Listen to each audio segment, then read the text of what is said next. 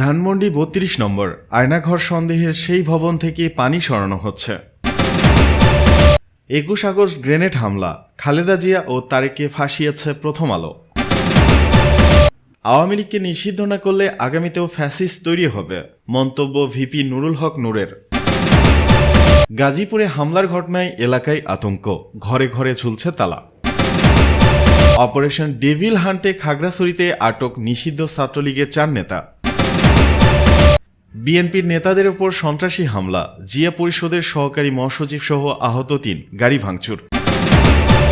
ধানমন্ডি ৩২ নম্বর আয়নাঘরের সন্দেহে সেই ভবন থেকে পানি সরানো হচ্ছে। ধানমন্ডি ৩২ নম্বর একটি ভবনের বেসমেন্ট থেকে পানি সরাচ্ছে ফায়ার সার্ভিস। রোববার সকালে পানি নিষ্কাশনের কাজ শুরু করা হয়। গত ৫ ফেব্রুয়ারি সাবেক প্রধানমন্ত্রী শেখ হাসিনার অনলাইনে বক্তব্য দেওয়াকে কেন্দ্র করে প্রতিবাদ শুরু ৩২ নম্বরে বঙ্গবন্ধু শেখ মুজিবুর রহমানের বাড়ি গুড়িয়ে দেয় বিক্ষুব্ধ ছাত্র জনতা। বাড়ির পাশে নির্মাণাধীন ভবনে উপস্থিত হয় বিক্ষুব্ধরা। সেই ভবনের কয়েকতলা বেসমেন্ট দেখতে পায় তারা। তার মধ্যে ২ তলা পর্যন্ত নামতে পারলেও পরবর্তী ফ্লোরে পানি দেখা যায়। অনুমান করা হয় নিচে আরো কয়েকটি তলা রয়েছে। এ নিয়ে সোশ্যাল মিডিয়ায় বিভিন্ন গুজব ও বিভ্রান্তিকর তথ্য ছড়াতে থাকে। গুঞ্জন শোনা যায় এখানে একটি আয়নাঘর রয়েছে। এতে অনেকে দাবি করেন এই পানি নিষ্কাশন করে দেখা হোক নিচে কি রয়েছে। গত ৬ ফেব্রুয়ারি থেকেই এই আলোচনার সৃষ্টি হয়। অবশেষে ৯ ফেব্রুয়ারি সকালে ফায়ার সার্ভিস সেই ভবনের বেসমেন্ট থেকে পানি সরানোর উদ্যোগ নেয়। ২১ আগস্ট গ্রেনেড হামলা, খালেদা ও তারেককে ফাঁসিয়েছে প্রথম আলো। বহুল আলোচিত ২১ আগস্ট গ্রেনেড হামলায় সাবেক প্রধানমন্ত্রী বেগম খালেদা জিয়া ও বিএনপির ভারপ্রাপ্ত চেয়ারম্যান তারেক রহমানকে ফাঁসিয়েছেন ট্রান্সকম গ্রুপের ২টি জাতীয় দৈনিক প্রথম আলো ও ডেইলি স্টার। নানা কল্পকাহিনী সাজিয়ে ওই ঘটনার পুনঃ তদন্তকে নিয়ে গেছে ষড়যন্ত্রকারীদের টার্গেটের দিকে। এই দুটি পত্রিকাকে ব্যবহার করে দেশি বিদেশি চক্র আদালতের মাধ্যমে তাদের এজেন্ডাকে বাস্তবায়ন করেছে। সম্প্রতি অপরাধ এবং রাজনৈতিক বিশ্লেষকের আলোচনায় উঠে এসেছে ভয়ঙ্কর সেই নীল নকশার তথ্য। শুধু তাই নয়, তদন্ত কোন দিকে নিতে হবে সেই পথও বাতলে দিয়েছেন প্রথম আলো সম্পাদক মতিউর রহমান। প্রথম আলো সম্পাদক মতিউর রহমান ২০০৮ সালের ২১ আগস্ট তার পত্রিকায় ২১শে আগস্ট বোমা হামলা নিয়ে রচিত নিবন্ধে লিখেছিলেন, বিগত সময়কালে প্রথম আলোর অনুসন্ধানে আরও জানা গেছে জোট সরকারের সাবেক প্রধানমন্ত্রী বেগম খালেদা জিয়া প্রতিরক্ষা গোয়েন্দা মহাপরিদপ্তরকে সে সময় ২১ আগস্টের গ্রেনেড হামলা সম্পর্কে কোনো তদন্ত করতে নিষেধ করেছিলেন। তৎকালীন সাবেক প্রধানমন্ত্রী তার পছন্দের সামরিক বেসামরিক কর্মকর্তাদের দিয়ে ২১ আগস্টের হত্যাকাণ্ডের উদ্দেশ্যমূলক তদন্ত করতে বলেছিলেন। ২১ আগস্ট হত্যাকাণ্ড নিয়ে বিএনপির ভারপ্রাপ্ত চেয়ারম্যান তারেক রহমান এবং শীর্ষ নেতৃত্বকে ফাঁসাতে তৎপর ছিল ট্রান্সকম গ্রুপের আরেকটি পত্রিকা দ্য ডেইলি স্টার। ওই পত্রিকাটিতে ইসলামী জঙ্গি তত্ত্ব ও ২১শে আগস্ট বোমা হামলার সঙ্গে তারেক রহমানকে জড়ানোর খবর প্রকাশ করা হয়েছিল নানা কৌশলে। ওই পত্রিকার তৎকালীন সিনিয়র সাংবাদিক জুলফিকার আলী মানিক ২০০৯ সালের ২৬ অক্টোবর এটা ছিল হাওয়া ভবনের প্লট শিরোনামে লিখেছিলেন বড় প্রতিবেদন। তাতে উল্লেখ ছিল স্বরাষ্ট্র প্রতিমন্ত্রী লুৎফুজ্জামান বাবর, উপমন্ত্রী আব্দুস সালাম পিন্টু, প্রধানমন্ত্রীর রাজনৈতিক সচিব হারিস চৌধুরী, শেখ মুজিবুর রহমানের একজন পলাতক খুনি, জামাত ইসলামের একজন শীর্ষ নেতা, জঙ্গি সংগঠন হরকাতুল জিহাদের ২ প্রতিষ্ঠাতা এবং আল মার্কাজুল ইসলামের একজন নেতাও ওই ঘটনায় বিএনপির শীর্ষ নেতৃত্বের সম্পৃক্ততার বিষয়টি অস্বীকার করতে পারেননি। তাদের জবানিতে উঠে এসেছিল হাওয়া ভবনের একজন শীর্ষস্থানীয় ব্যক্তির উপস্থিতিতে তারা হত্যার সিদ্ধান্ত নেয়। একই প্রতিবেদনে উল্লেখ করা হয়েছিল বিএনপি সরকার প্রশাসন অনেক কিছুতেই নোংরা হস্তক্ষেপ করছিল, কারণ তারেক রহমান, বাবর এবং আমিনুল হকের নেতৃত্বে এর শীর্ষস্থানীয় নেতারা ২০০৪ সাল থেকে জামায়াতুল মুজাহিদিন বাংলাদেশকে পৃষ্ঠপোষকতা করে শিরোনামে এসেছিল। গ্রেনেড হামলা মামলায় বিএনপি চেয়ারপারসন বেগম খালেদা জিয়া ও ভারপ্রাপ্ত চেয়ারম্যান তারেক রহমানকে ফাঁসানোর সব পরামর্শ এই দুটি পত্রিকা হাসিনা সরকারকে দিয়েছিল। সে কারণে আওয়ামী লীগ ক্ষমতায় আসার পর এই মামলার তদন্ত নানাভাবে প্রভাবিত হয়। এই মামলার তদন্ত তদারক কর্মকর্তা আব্দুল কাহার আকন্দের সঙ্গে এই দুটি পত্রিকার সংশ্লিষ্ট রিপোর্টারদের দফায় দফায় বৈঠক হওয়ার তথ্যও জানা যায়। আওয়ামী লীগকে নিষিদ্ধ না করলে আগামীতেও ফ্যাসিস্ট তৈরি হবে, মন্তব্য ভিপি নুরুল হক নূরের।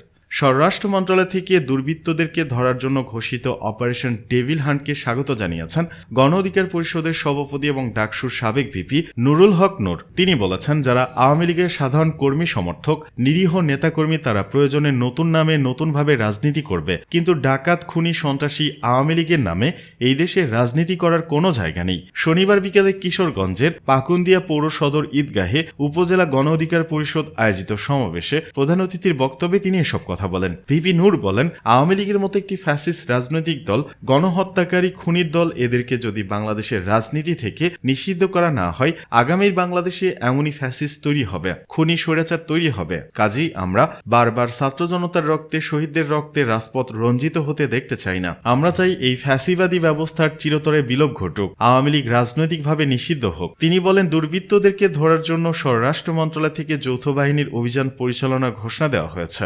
আমরা এই অভিযানকে স্বাগত জানাই। দেশে অবস্থানরত আওয়ামী দুর্বৃত্তদেরকে নিশ্চিহ্ন করে দেওয়ার জন্য সামরিক বাহিনী, পুলিশ, র্যাব, আইন শৃঙ্খলা বাহিনী, ছাত্র জনতা, নাগরিক যৌথভাবে কাজ করবে। তবে নিরীহ একটা মানুষের সঙ্গেও অন্যায় করবেন না। কারো বাড়িতে আগুন জ্বালিয়ে দেওয়া, কারো বিল্ডিং ভেঙে দেওয়াকে আমরা সমর্থন করি না। কারণ পৃথিবীর ইতিহাসে বিপ্লবের পরে প্রতি বিপ্লব হয়, কুর পরে পাল্টা কু হয়। বাংলাদেশে ৭৫ পরবর্তী খুব অল্প সময়ের মধ্যে আমরা কু পাল্টা কু দেখেছি। বাংলাদেশে বর্তমান যে সময়, এই সময়টা খুব বেশি ভালো সময় না। এই সময় অস্থিরতা তৈরি করার জন্য, দেশকে অস্থিতিশীল করার জন্য দেশি বিদেশি নানা চক্র কাজ করছে। সেই ক্ষেত্রে গণ অভ্যুত্থানের শক্তিসমূহকে ঐক্যবদ্ধভাবে আগামীর বাংলাদেশকে বিনির্মাণের জন্য এখানে একটি অবাধ, সুষ্ঠু, নিরপেক্ষ নির্বাচন করতে হবে। এদিকে গাজীপুরে হামলার ঘটনায় এলাকায় আতঙ্ক, ঘরে ঘরে ঝুলছে তালা। গাজীপুর নগরের আক্কাস মার্কেট থেকে টঙ্গী জয়দেবপুর সড়ক ধরে কিছুদূর সামনে এগোলে হাতের ডানে দক্ষিণখান এলাকায় সাবেক মুক্তিযুদ্ধ বিষয়ক মন্ত্রী আকমা মোজাম্মেল হকের বাড়ি। গাছপালায় ঢাকা বাড়িটির মূল ফটকে ঝুলছে 2টি তালা। বাড়ির সামনেই পড়ে আছে ভাঙা কাঠ ও সিরামিকের ছোট ছোট টুকরা। বাড়ির আশেপাশে স্থানীয় বাসিন্দাদের 40 থেকে 50টি বাড়ি, প্রায় প্রতিটি বাড়ি ফাঁকা। ফটকে ঝুলছে একাধিক তালা। সদাব্যস্ত সড়কটিতে নেই মানুষ বা যানবাহনের চলাচল। এই চিত্র গতকাল শনিবার বিকেল 5টার। গত শুক্রবার রাতে মোজাম্মেল হকের বাড়িতে শিক্ষার্থীদের উপর হামলার ঘটনার পর থেকে আতঙ্ক বিরাজ করছে পুরো দক্ষিণখান এলাকায়। পুলিশি হয়রানি বা গ্রেপ্তার আতঙ্কে বাড়ি ছেড়েছেন এলাকার অনেক বাসিন্দা। এর ফলে এলাকাটির বেশিরভাগ বাড়িতেই ঝুলছে তালা। রাস্তাঘাটেও নেই তেমন লোকজন। স্থানীয় বাসিন্দাদের ভাষ্য, ঘটনার রাতেই পুলিশ অভিযান চালিয়ে বেশ কয়েকজনকে আটক করে নিয়ে যায়। এতে আতঙ্ক ছড়িয়ে পড়ে পুরো এলাকায়। গতকাল ভোর থেকেই বাড়ি ছেড়ে অন্যত্র চলে যান অনেকেই। অপারেশন ডেভিল হান্টে খাগড়াছড়িতে আটক নিষিদ্ধ ছাত্রলীগের 4 নেতা। দেশব্যাপী অপারেশন ডেভিল হান্টের অংশ হিসেবে খাগড়াছড়িতে নিষিদ্ধ ঘোষিত ছাত্রলীগের 4 নেতাকর্মীকে আটক করেছে পুলিশ। যৌথ বাহিনীর পরিচালনায় গত শনিবার সারা দেশে অপারেশন ডেভিল হান্ট নামে বিশেষ অভিযান শুরু হয়েছে। স্বরাষ্ট্র মন্ত্রণালয় জনসংযোগ বিভাগ থেকে পাঠানো এক বিজ্ঞপ্তিতে এ অভিযানের কথা জানানো হয়। বিজ্ঞপ্তিতে জানানো হয়, গাজীপুরে ছাত্র জনতার উপর সন্ত্রাসী আক্রমণের পর গতকাল স্বরাষ্ট্র মন্ত্রণালয়ের আইন শৃঙ্খলা রক্ষাকারী বাহিনীগুলোর সমন্বয়ে একটি জরুরি সভা অনুষ্ঠিত হয়েছে। সভায় আইন শৃঙ্খলা পরিস্থিতি পুনরুদ্ধার এবং সন্ত্রাসীদের শাস্তি নিশ্চিত করার লক্ষ্যে যৌথ বাহিনী গঠনের বিষয়ে আলোচনা করা হয়। এর অংশ হিসেবে শনিবার রাতে খাগড়াছড়ি জেলার গুইমারা উপজেলায় অভিযান চালিয়ে নিষিদ্ধ ঘোষিত ছাত্রলীগের 4 নেতাকর্মীকে আটক করে পুলিশ।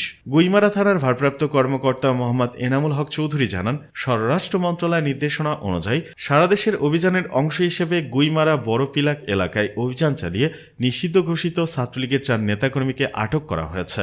তাদেরকে আজ আদালতে প্রেরণ করা হবে বলেও জানান তিনি। বিএনপির নেতাদের উপর সন্ত্রাসী হামলা, জিয়া পরিষদের সহকারী মহাসচিব সহ আহত 3, গাড়ি ভাঙচুর।